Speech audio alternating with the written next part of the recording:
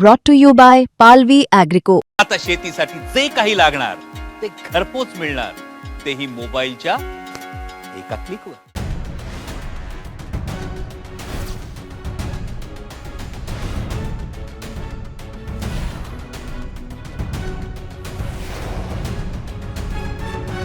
चंद्रपूरच्या शेतकऱ्यानं कंबोडियाला जाऊन किडनी विकली. सावकाराचं 1 लाखांचं कर्ज 74 लाखांवर गेलं. होतं नव्हतं सगळं गेलं. सावकाराच्या सल्ल्यानंच किडनी विकली. हे कुठं घडलंय तर आपल्या महाराष्ट्रात, जिथं शेतकऱ्यांसाठी अनेक हजार कोटींची गलेलठ्ठ पॅकेजेस सत्ताधारी घोषित करत असतात. होय, ही अंगावर काटा आणणारी घटना घडली आहे चंद्रपूरमध्ये, जिथून जवळच राज्याचे मुख्यमंत्री देखील राहतात.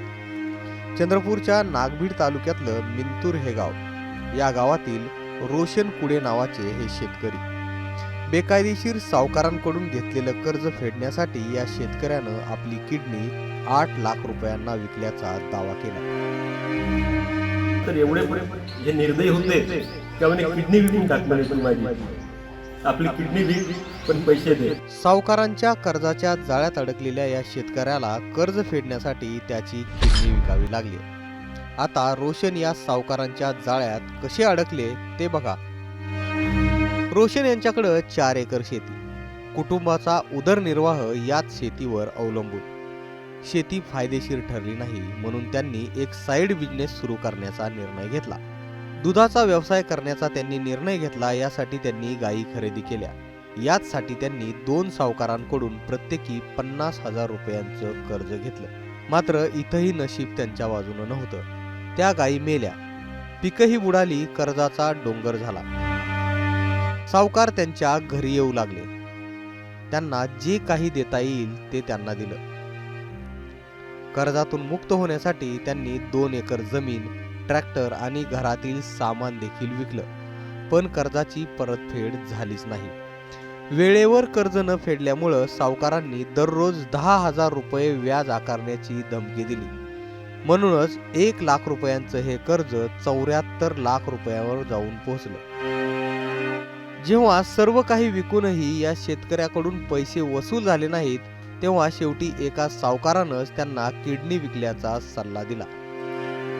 एका एजंटनं रोशन कुडेंना कलकत्त्यामध्ये नेले. कुडेंची वैद्यकीय तपासणी झाली, वेगवेगळ्या चाचण्याही झाल्या आणि त्यानंतर कंबोडियामध्ये नेऊन त्यांच्यावर शस्त्रक्रिया झाली आणि त्यांची किडनी काढून टाकण्यात आली.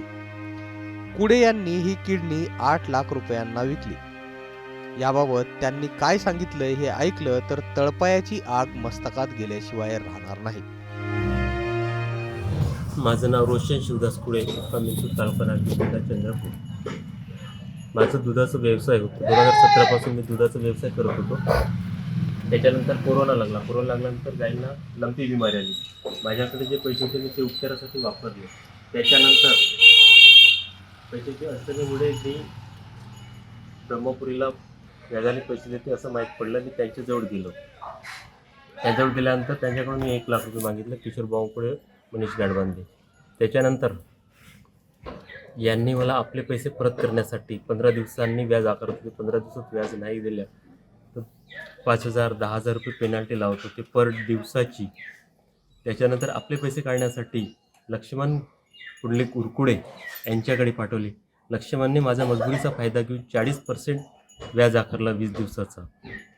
त्याच्यानंतर त्याचे पैसे परत करण्याची यांची टोळी आहे.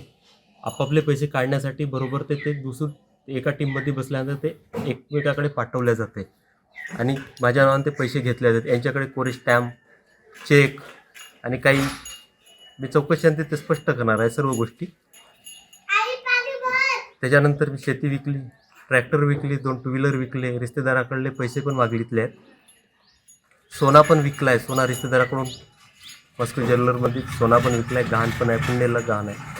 तेवढ्यावर न भागता किशोर म्हणे आता तुझ्याकडे कार आहे का पैसे देण्यासाठी, तुझी किडनी आहे, तू विकू शकतेस किडनी. लक्ष्मण माझ्या मागून तगादा लावला, किडनी विकताना पैसे दिले. त्याच्यानंतर लक्ष्मणने आम्हाला अलोने बस स्टॉपमध्ये भेटून ठेवलं. त्याच्यानंतर माझा भाऊ रात्री 12:30 वाजता संपून वरून पळून गेला, गेटवरून लावून. त्याच्यानंतर त्यांनी मला पण सोडलं, ते काही बरं वाईट करतील जीवाचं म्हणून. त्याच्यानंतर यांची एवढं दहशत आहे ना ब्रह्मपुरीत, की यांची तक्रार पण कोणी घेत नाही. तक्रार पण यांची कोणी म्हणजे यांच्या विरुद्ध तक्रार करायला गेलं ना, कोणी तक्रार पण घेत नाही. त्याच्यानंतर मी किडनी विकून आलो, 8 लाख रुपयाला किडनी विकली. त्याच्यानंतर यांचे पैसे देण्यासाठी परत मी वेंटिने या देशात गेलो, किडनी विकली. मी 8 लाख रुपयाला किडनी विकली.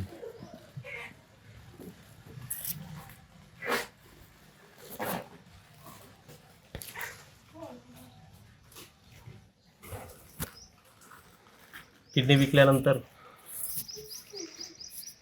मी याचे पैसे देण्यासाठी परत मी वेंटेण्याला गेलो जॉबसाठी, का मी याच्यातून थोडे माझा परिवार उभा राहावा याच्यासाठी. यांनी केलेली अशी पिळवणूक भरपूर गंभीर प्रकारची आहे. आज 4 महिने झाला मी न्यायासाठी हिंडतो, पण न्याय मिळत नाही. माझी सरकारला एवढीच विनंती आहे की मला न्याय मिळवून द्यावा, माझी गेलेली प्रॉपर्टी मला मिळण्यात यावी. आता रोशन कुडे या प्रकरणात पोलीस स्टेशनला पोहोचल्याची माहिती आहे. आता चौकशी होईल, गुन्हे दाखल होतील, आरोपीही पकडले जातील, नंतर सुटतीलही. मात्र बळीराजावर आलेलं हे दुष्टचक्र कधी थांबणार आणि अशा संतापजनक प्रकरणांवर आळा कसा बसणार असे अनेक प्रश्न अनुत्तरित आहेत. चंद्रपूरहून विकास राजूरकर, मुंबई तकसाठी.